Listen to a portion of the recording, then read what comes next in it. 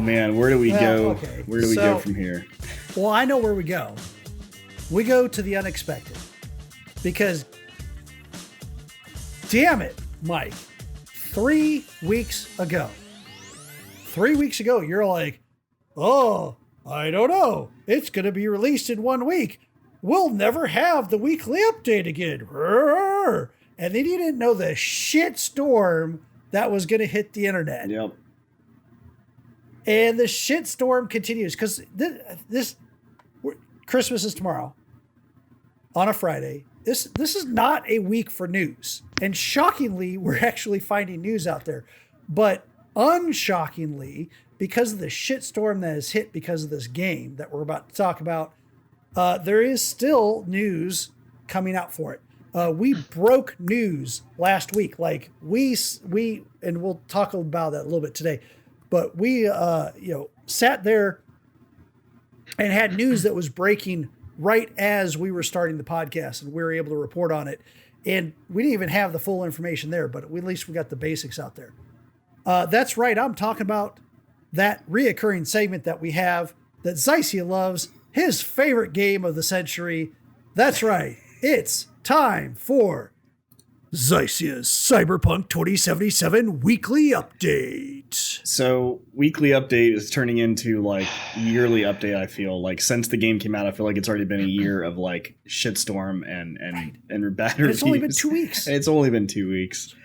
So we kind of talked about a little bit of this emergency board call or recording that we had found last week that they talked to. It sounded like the board users were talking to the head executives of CD Projekt Red about their investment takes, like what's going to happen based on the reviews that were coming out and all that kind of stuff. And then we were reported on literally began, like he was saying as the podcast started, that PlayStation actually removed the game from the PlayStation Store. And that is really unheard of. I mean, even No Man's Sky, which was kind of backed by Sony a little bit at the beginning there because it's a launch game, but it was not even that game, as bad as it was in a situation, was even removed from the PlayStation Store. So, I mean, sources tell me that there was one other game that Sony pulled from the PlayStation, and that was Afro Samurai 2, which A, was a terrible game, but B, was nowhere near the size of the game that Cyberpunk is. It's like, or even as anticipated, it's not even close to being like the same concept. Yeah, so with that being said from last week, we kind of went through the news that they had for that, and what we also found out, and we haven't been able to determine if the source of this is the same call or if it's a separate meeting. But there was also reports of some of the head developers basically having a meeting with the executive team and kind of like in an uproar talking about how they knew that this was not ready. The game was not in a position to be released, that they needed more time, and that they really were forced to release this game knowing that this game would not be ready.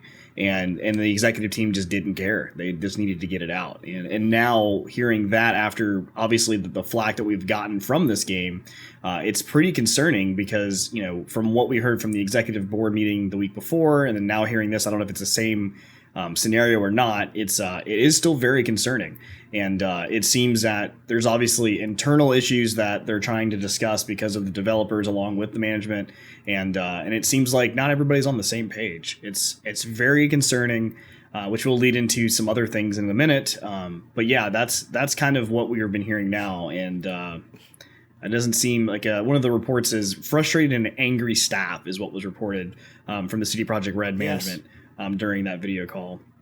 So obviously more to come. But I love the fact that they sit there and the developers that worked on this said to management, hey, don't you think it's a little hypocritical that we're making a game that is like against corporations and like corporate mismanagement and corporate oppression, and yet you're asking us to do a shitload of crunch time? Yeah, I mean, and that's the whole thing. Which is exactly what one of the developers said in their internal developer executive meeting. Yeah. That they had literally like portrayed, like made themselves into what they try and like speak about in their game, which I don't know.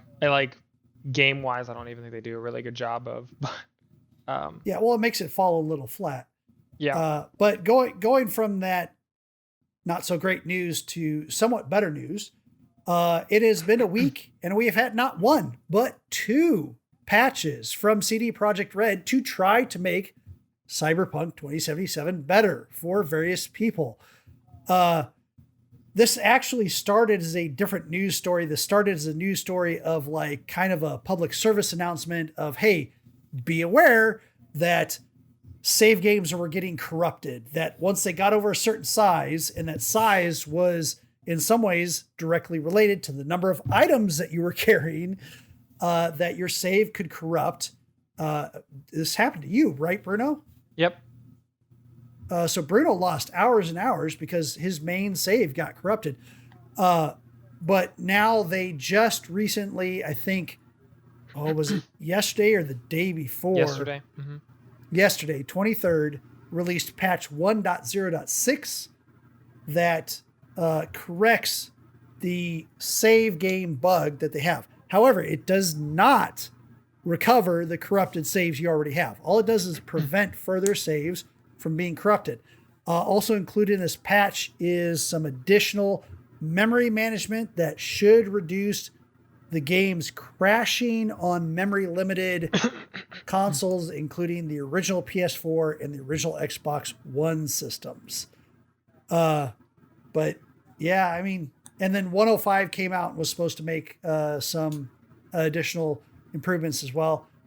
I haven't, to be honest, I haven't actually played it since either of these patches. So I played after 105, and one of the things that I was upset about with 105 is that there was somebody on Reddit who was a developer, not working for them, but just a regular developer, and I'd found a file that he thought was directly related to some of the resources needed, like the file that configures what resources are used for each type of game, and it apparently they came out with the patch saying that this had no effect. This was a file that had nothing to do with anything. They removed it since then. But literally any enhanced performance that you saw was basically a placebo. Nothing actually changed.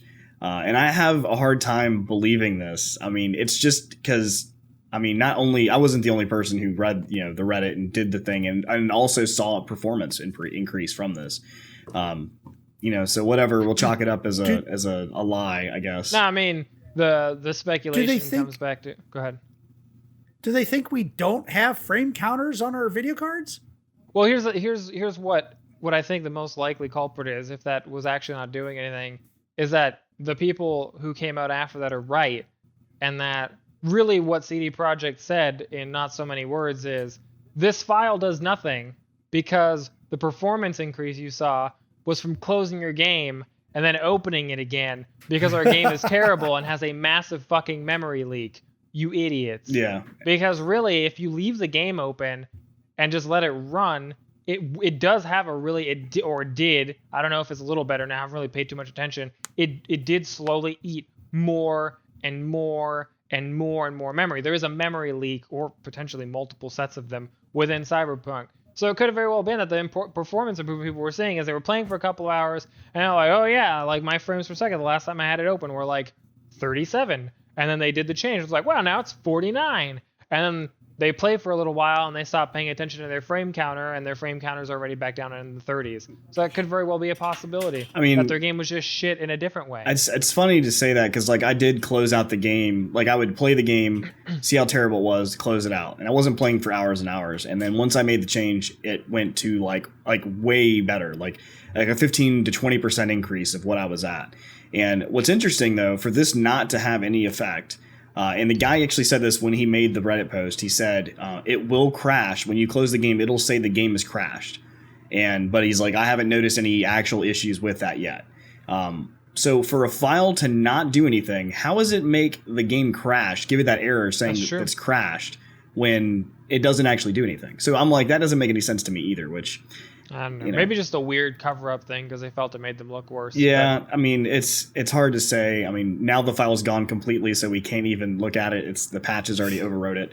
One thing to come back on, not a patch, but something that was affecting me was with the F key, having to use the F key hard coded. It's just what you have to use. You can't really change it within the game. One of the big things with that is everybody uses a separate keyboard, like a keyboard layout that they use. Different companies have different ones.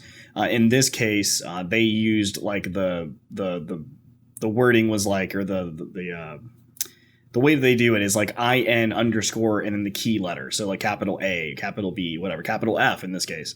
The problem with that is when you're using keys like I do, which are not standard keys, like your numpad keys, some of that stuff can kind of get squirrely. I mean, because it depends on how they name it. You know, the initial caps, everything's case sensitive. So you have to make sure everything's right. And if you can't find the specific key that you're looking for, that they already used it somewhere, then you're kind of just on your own. And what I've found in the past with other games is they all kind of use this unique keyboard that they come up with that the studio may use for multiple games or whatever, but that's what they use. And so it doesn't work like if you played this and you tried to play like Assassin's Creed, it may not be the same keyboard layout. So you wouldn't be able to modify your keys that way. So what I was able to find was actually someone who posted the same keyboard layout for Witcher 3 and had all of the key mapped out, even for Xbox controller, to even map all of those out. And I was able to find a key that I could use on my numpad, and I was able to use it. And I thought, being Witcher 3, probably the same keyboard, and sure enough, it was. So I was able to get that mapped out. The game is playing a lot better now that I can actually pick up things and close things without having to pick up my hand from the mouse. So that's made my quality of life better. But ultimately, it's still something they haven't patched. And they did, I think, add the menu and journal and stuff. I don't think it was there before. It is there now. I noticed that. But either I didn't pay attention or I just didn't notice. There were a lot of little like secret fixes that they didn't put in, like just like sly, like we corrected this, but they didn't actually list it. For example, one thing that I noticed, and it's fucking weird that this bothered me so much, but it did. The game had like one fucking train in the entire game that ran at a certain fucking time in this massive city with dozens of train, like monorail tracks suspended above the city. Only one little piece of it. Now, they're everywhere. There are trains on so many tracks now. You just see them streaking across the city on these giant suspended tracks. That's hilarious. It honestly pleases me to no end that they're there, because they do add a certain amount of extra filling to the city. Yeah, like the ambiance changes. Because before, there were just these weird cement-looking suspended structures in midair that did jack shit. And now, like, you just see them go by. You still can't get on them, from what I've seen, other than I've been able to jump on one by bugging my way up to it. But you can't get inside of them and ride them. But they're there. Hey, it's just there's a lot of things they've added in. A lot of weird things. And I'm not necessarily complaining. I mean, they needed to do some patches, and they even patched something they said they wouldn't even patch, like the 8 megabyte file. They said that it wouldn't even happen because they remember they said I said that was going to change because the fucking ticket got opened, the forum post started, and people were like, listen, 8 megabytes is the limit. This is bad.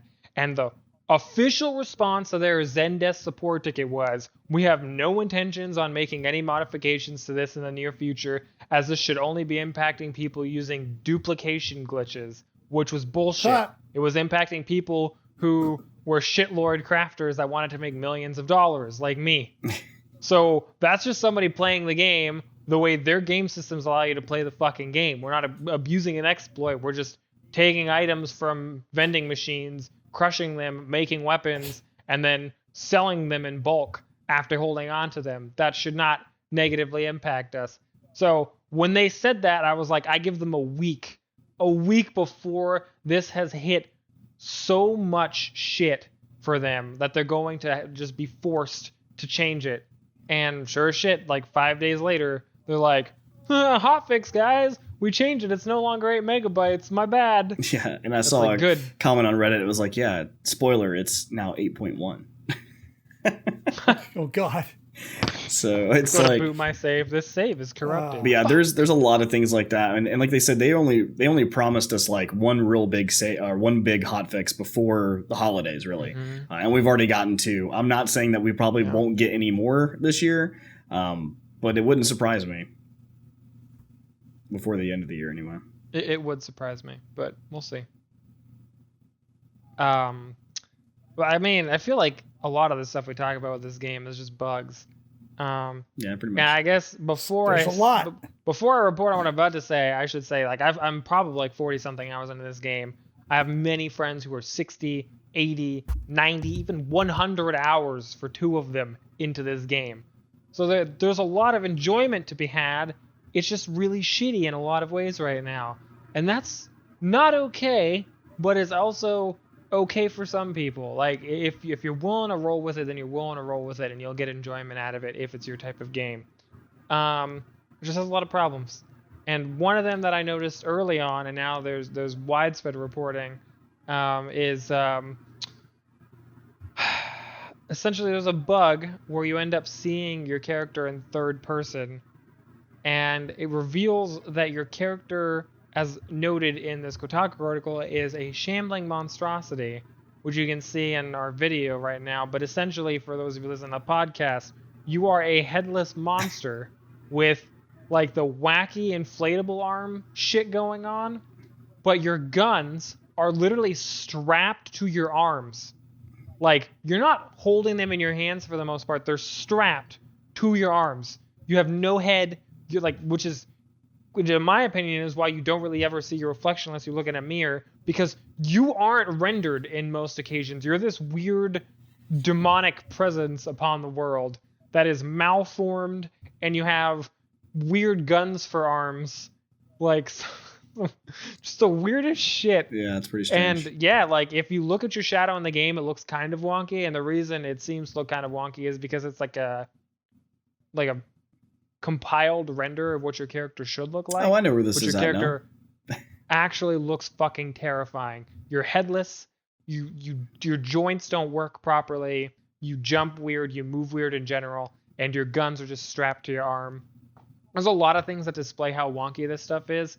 For example, there's a really good clip of the shadow of somebody holding a sniper rifle, and they essentially have their one hand on the barrel and one hand like near where the trigger is, and they're holding it like down in front of them, like kind of in the middle of their torso, but it's like a giant power sniper rifle, and that's literally how it displays in the shadow. It's all messed up. There's a lot of jankiness behind your own character model. So if the promise of multiplayer exists, but don't expect it anytime soon. And to give credit to the video is by YouTube content creator by the name of Sneakum, maybe SNIKM. Only 32 subscribers. Go out and give them some love for their wonderful video that they created that Kotaku had actually highlighted in their article. 136,000 views on that thing. Let's get some more views on it and help that content creator out. Yeah, yeah, sure. it's nuts. So there's a lot of bugs in this game. They definitely overpromised and misled people on this game, which is probably going to lead to some real negative shit. And that negative shit was actually reported on earlier this week, as words already came out that they were thinking that there's going to be some sort of class action lawsuit against CD Projekt Red for the misleading and also of the investors losing money basically on a promise that was made to them that this game would have so much content and be the next coming of whatever. And it's not. So actually, right before the podcast, as again breaking news, we've actually gotten confirmation that the class action lawsuit is actually happening, and it's been filed against Projekt CD Red by a law firm called Rosen Law Firm.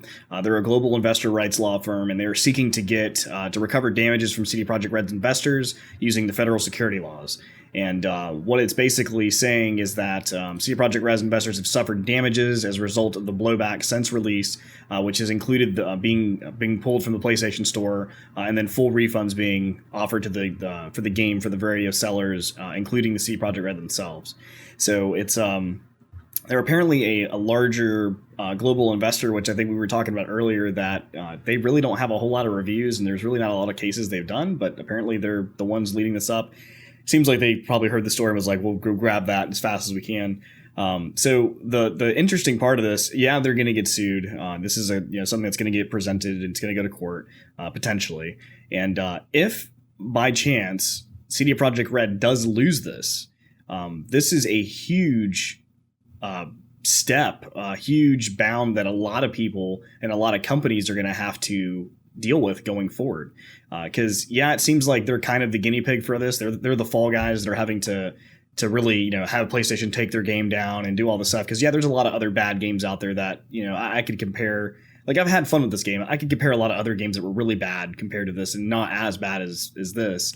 But if this actually makes it and it turns into they lose, going forward, a lot of game makers are going to have a lot more to deal with when it comes to either early access or releasing games, that are supposed to be finished and having day one patches and whatever. I'm looking at you like EA, and I'm looking at you Bethesda, all these games that are coming out that are just not really polished by the time that they release. I'm looking at Star Citizen. Oh, let's not even go there. Funding back in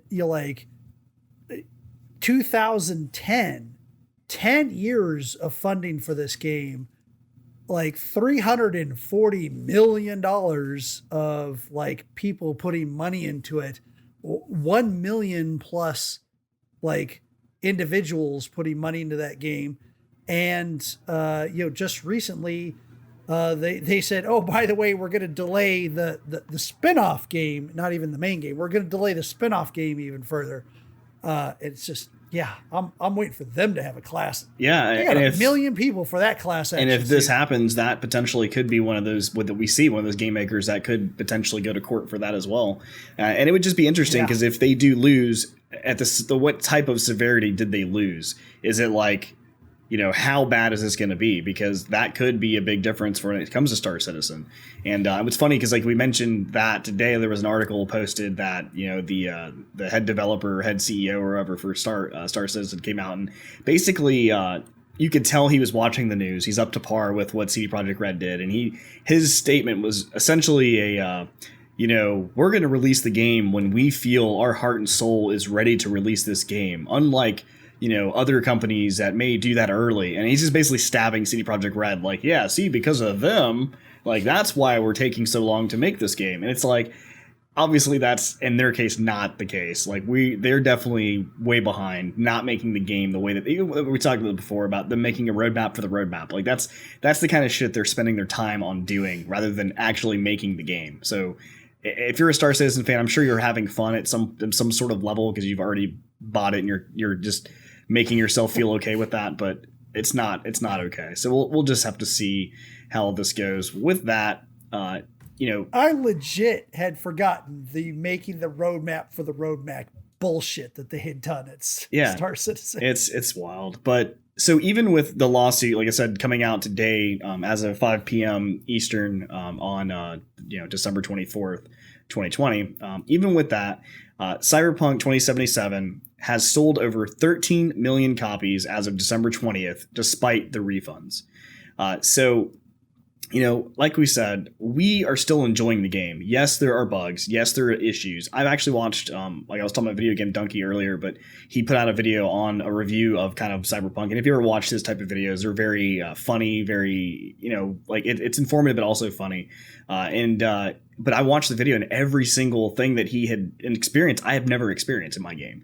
And yes, I'm playing on PC. Yes, I'm playing on a higher end PC. But like, I also, when I was talking to Demiran here earlier, that I don't see these things. The only thing I could talk about was like the cell phone thing.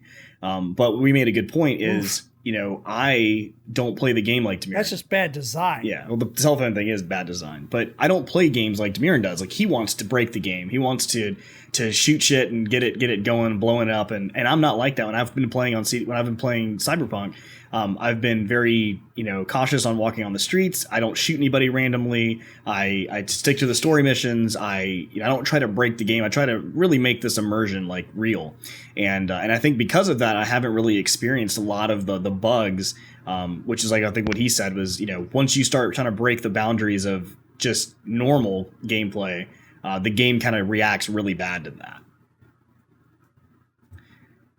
So yeah, that's the Cyberpunk weekly update, and hopefully we'll get some more stuff out here soon. But at least for now, that's what we got. So for right now, we're going to take a break, hang out for just a minute, and listen to a word from our sponsors.